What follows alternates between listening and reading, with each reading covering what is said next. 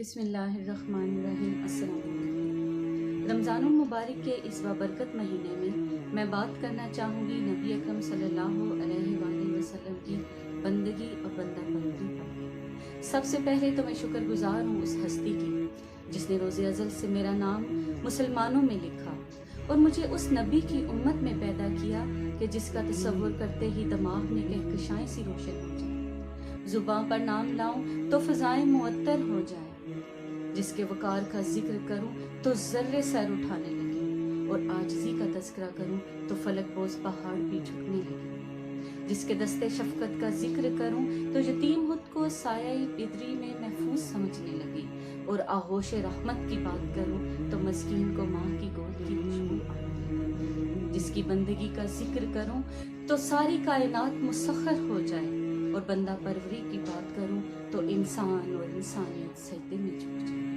کتھے مہر علی کتھے میری سلام، گستاخ اکھی کتھے جانے۔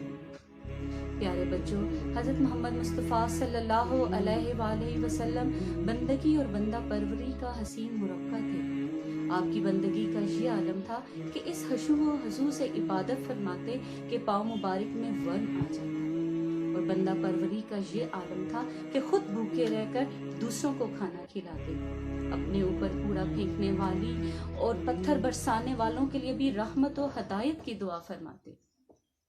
پیارے بچوں، آج کے اس مشکل حالات میں ہمیں بھی اپنے نبی حضرت محمد مصطفیٰ صلی اللہ علیہ وآلہ وسلم کی بندگی اور بندہ پروری پر عمل پیرا کرنا ہے۔ پیارے بچوں، بندگی کا مظاہرہ کرتے ہوئے اللہ کے حضور سجدہ ریز ہو کر اپنے گناہوں کی معافی مانگنی ہے اور اس وبا سے نجات کی دعائیں کرنی ہے۔ وہ قبول کرنے والا ہے، وہ ضرور سنے گا۔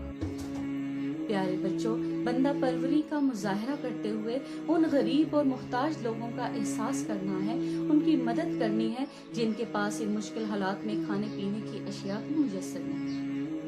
کہیں ایسا تو نہیں کہ سحر و افطار میں ہمارے دسترخوان تو خوب سجے ہیں لیکن کچھ غریب لوگوں کے دسترخوان ویران پڑے؟ سوچیے گا ضرور۔ اللہ پاک ہمیں نبی صلی اللہ علیہ وآلہ وسلم کے اسوہ حسنہ پر عمل کرنے کی توفیق عطا فرمائے۔ آمین۔ اپنا ڈھیروں خیال رکھیے گا۔